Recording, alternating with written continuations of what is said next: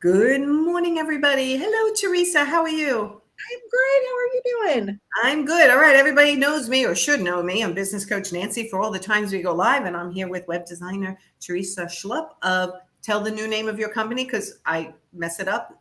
That's okay. Caffeine Creative. Yes.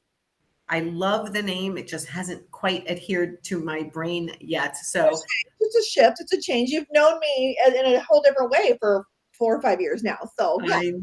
I know, but I love it. Every time I look, I just showed someone your site yesterday. They said we're looking for a web designer. I'm like, check out Teresa, and then I was like, oh, it's Caffeine Creative now, Yeah. and so she'll be contacting you. But I want to really dive into this blogging topic, which you choose the topic because you're one of our sponsors.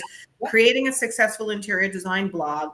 Expert strategies revealed. I am an advocate of a once a month or once every other month blog for an interior designer in order to get good information out on the internet that they may be found for their knowledge. How Yes. do you feel?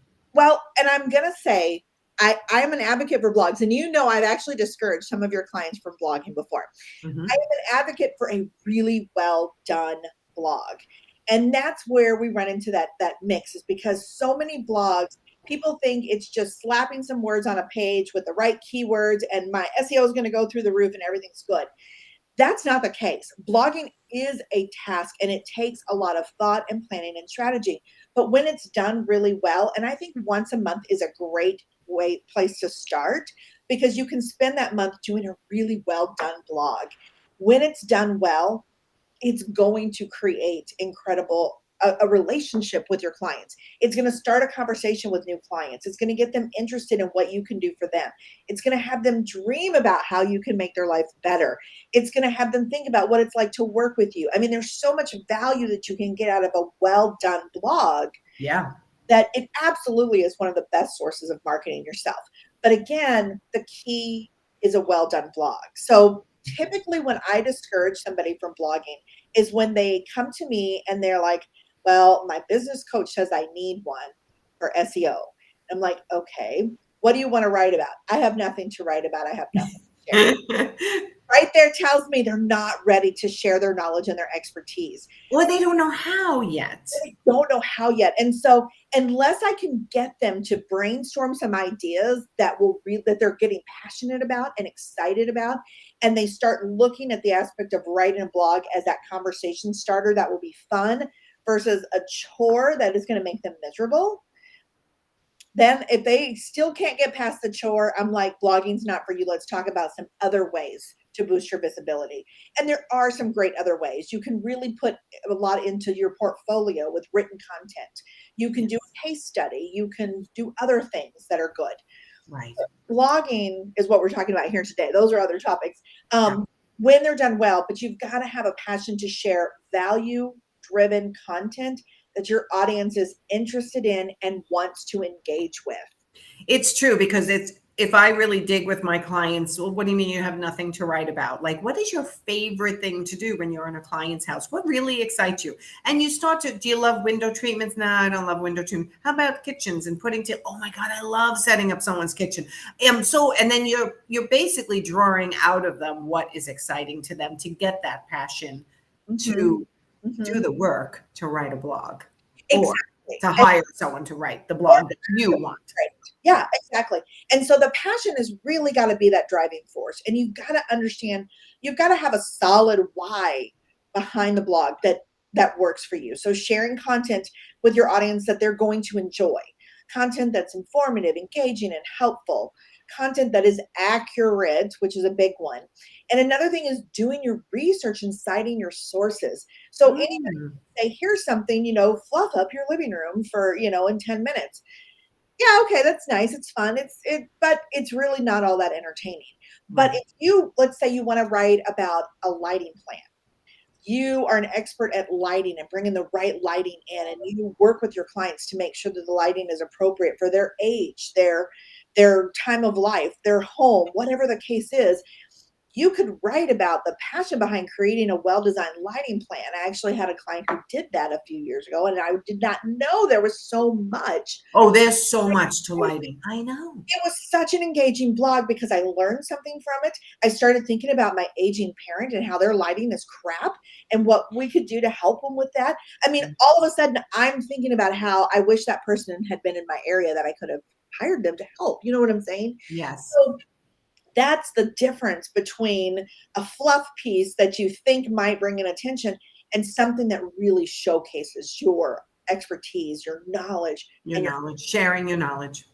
yeah, the passion that you have for what you do. And so let's address what everyone says. When, well, I don't want to share too much because then they can go do it on their own. That drives me crazy. And I'm going to tell you, no, they can't. In my creative vault, I have, you know me, I have all these tons of free resources.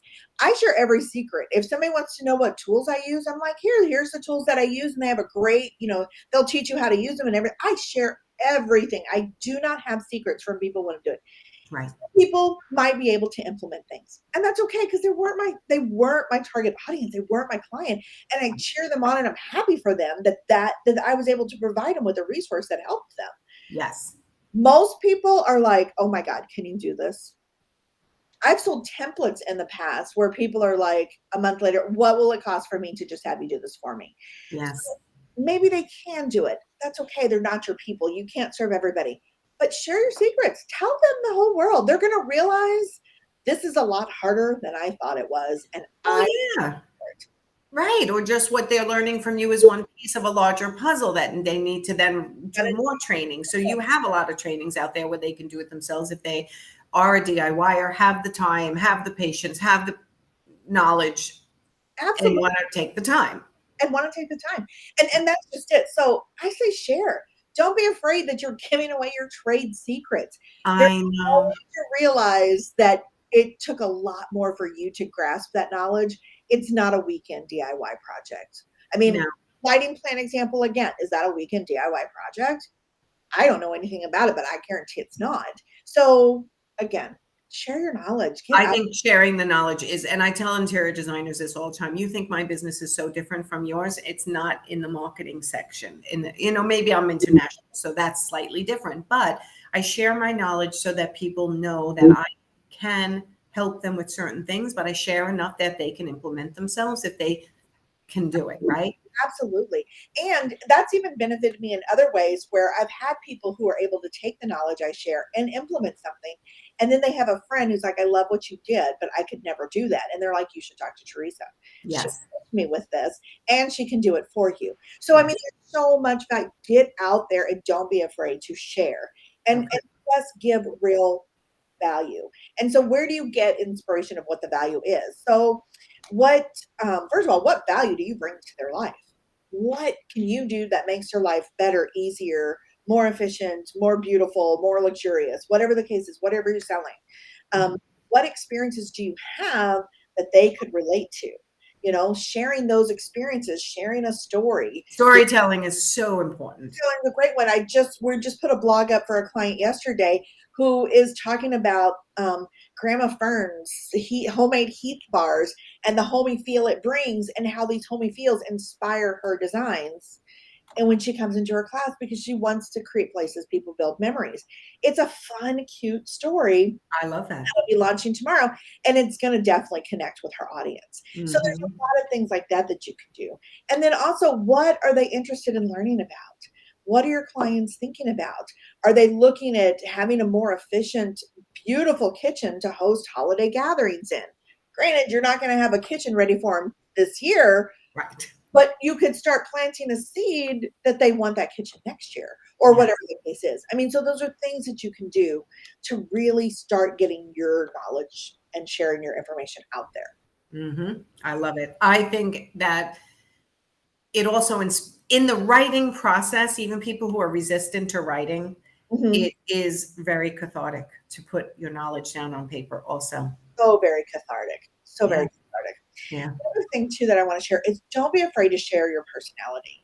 These stoic research paper type blogs are not what people are looking for.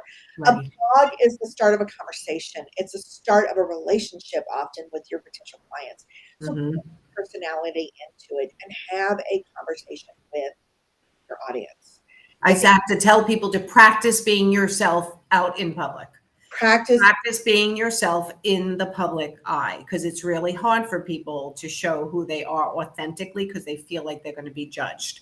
But if you can put some of you into your blogs, your tone, the words you often use, maybe a little sense of humor that you have, it's going to come across a lot better. Yes, absolutely. 100%. It's going to come across a lot better. And when they meet you, they already know you and they're going to feel comfortable with you.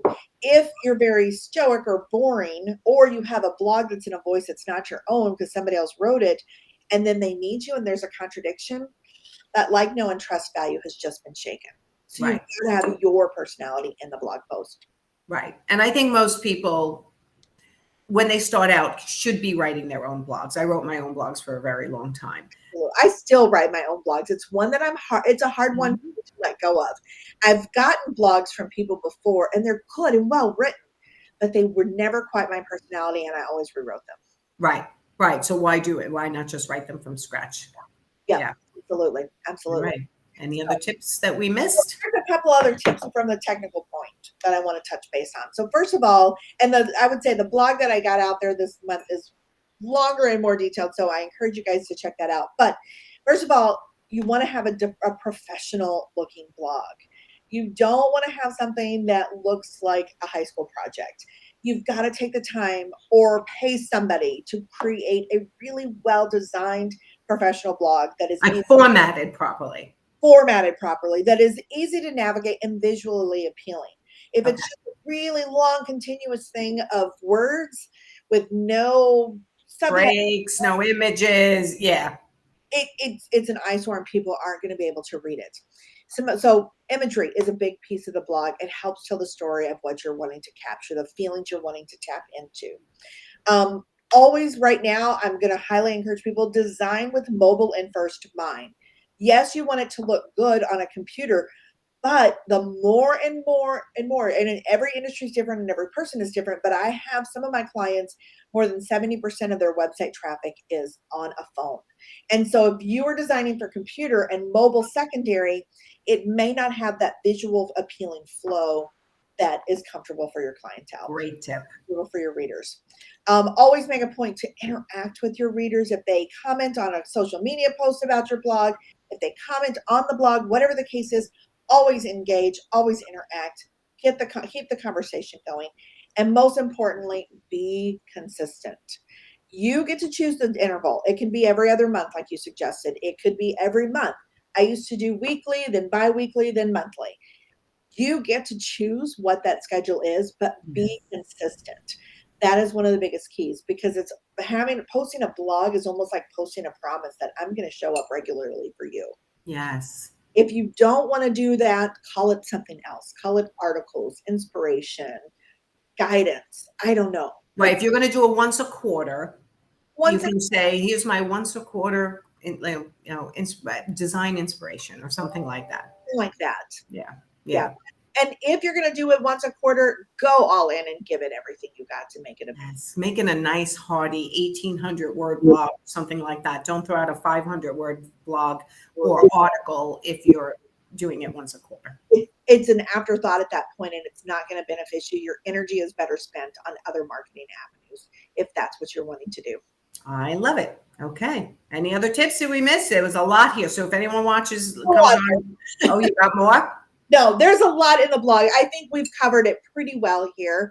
Okay. If you want to discover more, or if you just want to have a conversation about a successful blogging, hop on my calendar, check out the blog I have today. At the bottom, we've got some great resources in the Creative Library, which is 100% free for you to help you figure out your blogging. We have some new fun resources coming in January to make it even easier to help you with your marketing plans. So keep an eye out for that. And again, you can always just hop on my calendar and have a conversation with me. I love it. Okay. And if you are struggling with your website or marketing your interior design business with your website, contact Teresa. Have a conversation. Caffeine Creative is the name of her company, her rebranded name. I love what you're doing. I think it's amazing how you're sort of shifting into not just putting up a website, but also expanding now how do you use that website to your benefit. And that blogging is really one that I am a big proponent of. Absolutely. Like I said, a well done blog. It's been one of my best tools in marketing ever. A well blog. So Yeah. Okay. All right. Thank you, Teresa. We will see you next month. yeah. We'll see If you guys have questions about your website, need a new website, just want to have a conversation about marketing in your website, please contact Teresa. You will not be disappointed. And we'll see you next month. We'll see you next month. Thanks, everyone. Bye.